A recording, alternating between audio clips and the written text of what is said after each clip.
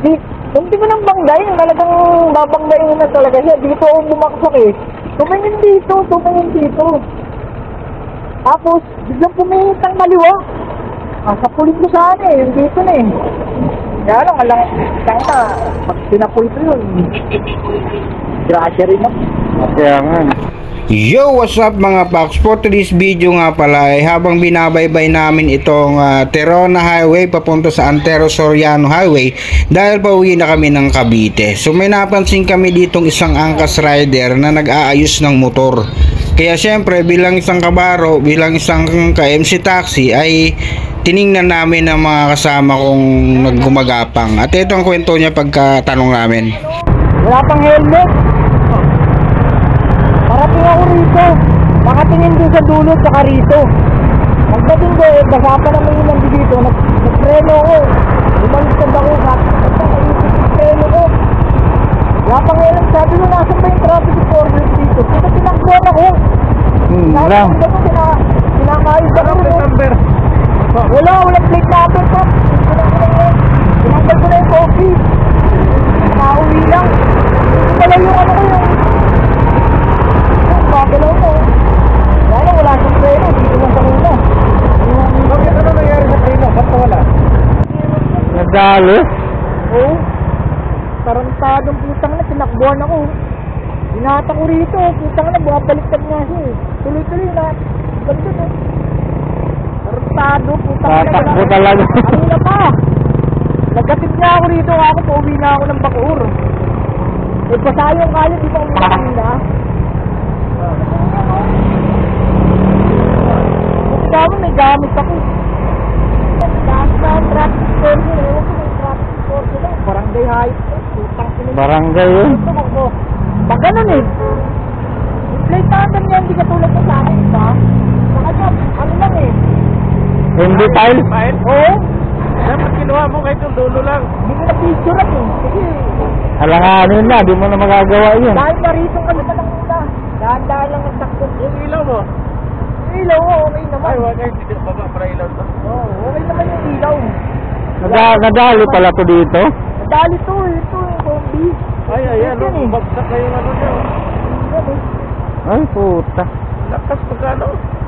Tarantadong putang ina ng highway. Wala bang iba nakakita sa'yo? Wala eh. Dami rito eh. Nandito ako sa gitna eh. Nahanap yung traffic enforcer. Saka yung barangay, guardia pa yung heart. Bakit di lumapit sila dyan? Hindi, walang lumapit eh. Walang pakialam eh, no? Wala ka naman na, buti wala kang damage. Wala naman, okay naman ako. Kaya lang, hinatakaw ko ang gato. Hinawa ko yung dito niyo. Mga baliktad pa nga sila, ginanong ko eh. Tumakbo talaga. Pa rin oh. Tarantado putang ina. Walang mga lisensya yan. May nakasabay ako ang kasi, nakabulin yan eh. Tangina yun. Walang mga lisensya yan. Walang lisensya, sabi mo, may lisensya ka ba? Anong motor? Ano? Niyo. At nagtingin-tingin niya ako sa paligid kung may CCTV. So mayroon nga CCTV dito itong nakaset up. 3 camera nakaset up dito. Gumagana yan. Magkano ba yan? Oo. Takbuhan ako eh. Kaya lang hindi ko alam kung saan. Ano yan, barangay ba yan? Barangay yan, din yun, sa barangay yan. Kano ba yan? Ay, hindi, huwag mo na ito ikabit. Ano na lang mo Kaya kasi para babaklasin mo. Huwag na. Basta importante makatakbo ka, wala namang huli ngayon eh. Oo, alam naman nila na ano eh. Babaklasin Ipitin mo na helmet din sa baba, ipitin mo lang yung... Babaklasin mo rin ito. Diyan na lang yan. Ito, dito. Ipitin mo lang yan. Babaklasin mo din kasi yan eh. Pinusubukan nga namin dito ay kuya kung aandar yung motor niya. Para kung hindi, eh maitutulak namin siya papunta sa kanyang destinasyon. Bacoor lang din naman siya, malapit lang.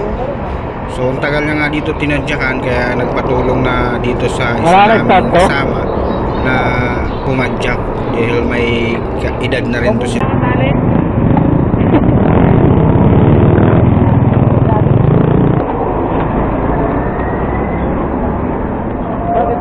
Wala na ano. Dito nila eh.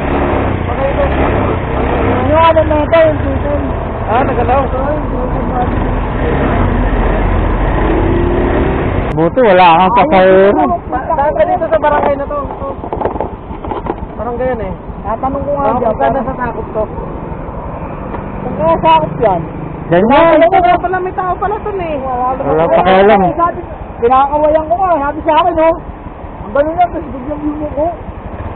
Alam naman yung nangyari. So ayun, nung naging okay na nga dito si tata, iniwan na namin para makauwi na rin siya at bukas niya na lang ayusin yung nasira niyang motor. So shout out nga pala sa mga kapwa nating MC Taxi Rider na nakakita ng ganitong sitwasyon. Pag meron kayo nakita, huwag kayong mag-alangan kung wala naman kayong pasahero. Kamustahin nyo? Tanungin kung anong problema. Kahit anong kulay pa yan, wala namang ibang magtutulungan kundi tayo lang. Maraming salamat and thank you for watching.